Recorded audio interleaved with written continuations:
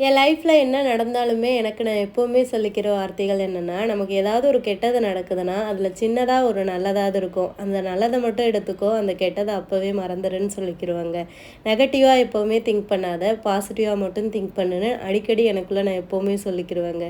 என்ன நடந்தாலும் உடஞ்சு மட்டும் போய் ஒரு இடத்துல உட்காந்துராத. அப்படி உட்காந்தனா சிலந்தி வலை கூட நம்மளை சிறைப்பிடிச்சிரும். நீ எழுந்து நடக்க ஆரம்பி அப்படின்னு நான் அடிக்கடி எனக்குள்ளே சொல்லிக்கிருவாங்க. ஆனால் அந்த லாஸ்ட்டு 2 வீக்ஸை கடந்து வர்றதுன்றதே எனக்கு பெரிய சவாலாக இருந்தது.